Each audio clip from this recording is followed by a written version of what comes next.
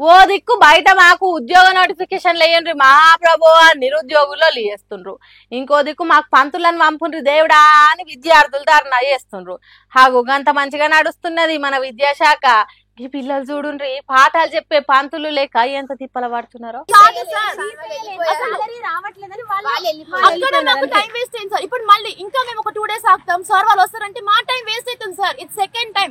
First time లో కూడా అందరు ట్రాన్స్ఫర్స్ అయ్యారని అప్పుడు సరిగ్గా ఫ్యాకల్టీ రాలేదు. మేము ఎందుకు ఇంతగానో టైం వేస్ట్ చేసుకుంటూ కూర్చోవాలి? మాకు ఎగ్జామ్స్ ఇంకా ఎంత దగ్గరలో ఉన్నాయి. మాకు రివిజన్ షెడ్యూల్ స్టార్ట్ అవ్వాలి. ఇంకా ఈ క్లాసెస్ అవ్వకపోతే మేము రివిజన్ ఎప్పుడు చేసుకుంటాం? సిలబస్ కంప్లీట్ అవుతలేదు అసలుకి. మేము ఇంకా వీకెండ్స్ లో ఏం రాలేదు. జస్ట్ నామకే వాస్తే అయితే రాయలేం కదా మేము. వీకెండ్స్ అలా స్కోర్ చెయ్యాలి. ఇన్నరా ఎసంటి పరిపాలన నడుస్తున్నదా విద్యాశాఖల? శాలరీలు వస్తలేవని కొంతమంది సార్లు పోయినరట. ట్రాన్స్ఫర్ అయ్యి ఇంకొంతమంది పంతులు పోయినరట. గురువులు లేకుండా విద్య నేర్చుకోనికి మేము ఏకలవ్యులం కాదు. పాఠాలు చెప్పాలి, ప్రాక్టీస్ చేయాలి, 1కి 2 సార్లు చదవాలి. 1వ ర్యాంక్ సాధించాలంటే పంతులు లేకుంటే అయ్యే పనేనా? అందుకే మాకు సార్లు కావాలని ధర్నాకు దిగినరా ఆడపిల్లలు. వికారాబాద్ జిల్లా పరిగి పరిధిలున్న తుంకుల్ గడ్డల గిరిజన సంక్షేమ బాలికల కళాశాలలట ఇది. 2 నెలల నుంచి లెక్కల సార్లు, రసాయనాల చదువుల సార్లు లేరట. ఎంపీసీ చదువులు చదివే పిల్లలకు ఆ చదువులు చెప్పే సార్లే ముఖ్యము. వాళ్ళే లేకుంటే మేము ఎట్లా తీయాలి చదువులు అని అడుగుతున్నారు. ఏమన్నా అంటే డిజిటల్ బోర్డు మీద వీడియోలు చూసి చదువుకోనరని అంటుర్రట కడమ సార్లు. అట్లెట్లయితది? మంచి చెప్పేదానికి మిషన్ చెప్పేదానికి తేడా ఉండదా? అందుకే పాఠాలు చెప్పేటోళ్ళని రప్పించాలి అని పట్టుబట్టిండ్రు.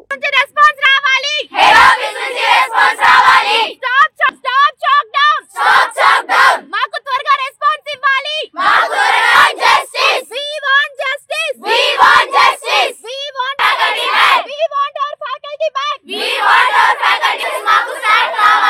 మాకు ఇంతకు ముందు పాఠాలు చెప్పిన వాళ్ళనైనా తీసుకురావాలి, లేకుంటే కొత్త సార్లనైనా పంపించాలని లొల్లి చేస్తున్నారు.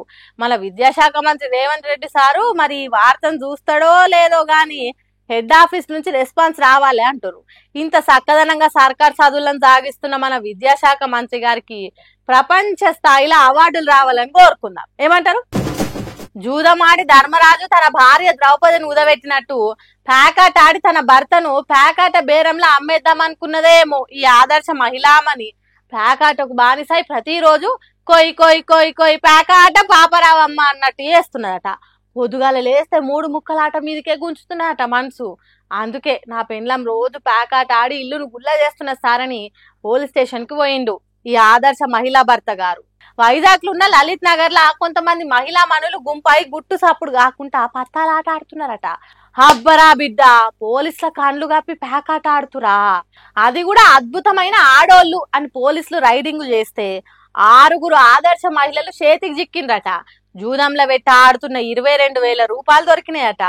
ఆహా మస్తు షేడ్స్ ఉన్నాయిరా నీ లోపట అన్నట్టు పేరుకే ఆడోళ్ళు గాని పేకాటల ఆరితేరిన వీర నారుల తీరుగున్నారని కనీస మర్యాదల కోసం స్టేషన్ కు తీసుకొని పోయిందట. పాపం వాళ్ళ మొగుళ్ళు ఎంత బాధపడుతున్నారో ఈ ప్యాకట ముచ్చట తెలిసి. పొద్దంతా మేము ఆఫీసులలో డ్యూటీలు చేస్తుంటే మీరు ప్యాకలాడి ఇల్లు లూటీలు చేస్తున్నారా అని ఎంత బాధపడ్డారో ఏమో కదా. ఉండాలి 6 ప్యాకట పాపారాయమ్మలు తీరుగా దేశంలో ఊరుకో 4, కాలనీకో 10 మందిలు ఉండాలి. అట్లయితేనే దేశం మస్తు తొందరగా బాగుపడుతుంది కదా. బుద్ధులుండాలి జరంతరాన్న. ప్యాకట ఆడుతున్నారా ప్యాకట? శిషి శిషి.